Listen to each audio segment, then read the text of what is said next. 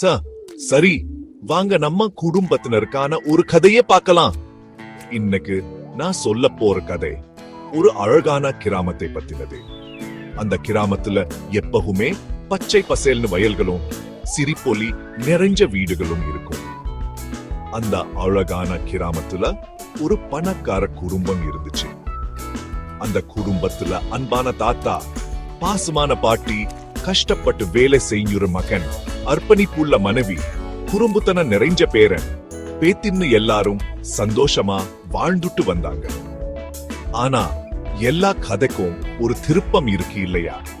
அதுபோல ஒரு நாள் அந்த மகனுக்கு ரொம்ப தூரத்துல இருக்க ஒரு பெரிய நகரத்துல இருந்து வேலைக்கு போ வாய்ப்பு வந்துச்சு. மகனுக்கு சந்தோஷம்னாலும் அப்பாவுக்கு மகனை பிரிஞ்சு அனுப்ப மனசு வர்ற. புத்திசாலியான அம்மா ஒரு யோசனை சொன்னாங்க. அடுத்த மாசம் தூரத்து சொந்தத்துல ஒரு கல்யாணம் இருக்கு. அதுக்கு மகனை முன்னாடியே அனுப்பி கல்யாண வேலைகளை பார்க்க சொல்லான்னு சொன்னாங்க. அப்பாவும் கொஞ்சம் யோசிச்சு சரின்னு சொல்லிட்டாரு.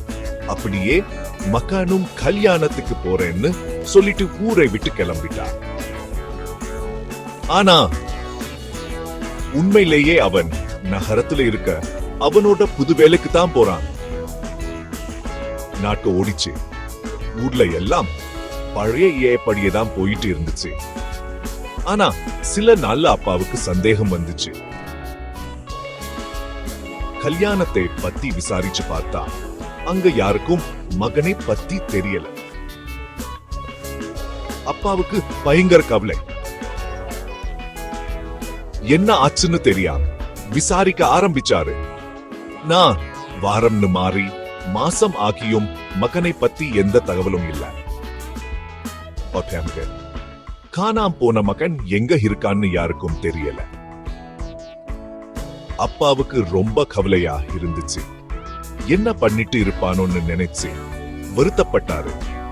என்ன ஆச்சுன்னு தெரிஞ்சுக்க அப்பா நகரத்துக்கு போக முடிவு பண்ணாரு. போற வழியில எல்லாம் அவனோட மகன் நல்லா இருக்கான்னு வேண்டிக்கிட்டே போனாரு.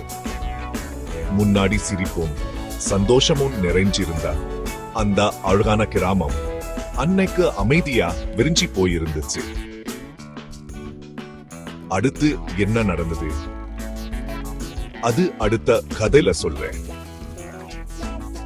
நம்ம கிட்ட இருக்க மிகப்பெரிய சொத்து நம்ம குடும்பம் தான். அன்பானவளோட ஒவ்வொரு தருணத்தையும் கொண்டாடுங்க. கேட்டதுக்கு நன்றி. இதுபோல் மனதை தோடும் கதைகளை கேட்க மறக்காம லைக் பண்ணுங்க, சப்ஸ்கிரைப் பண்ணுங்க.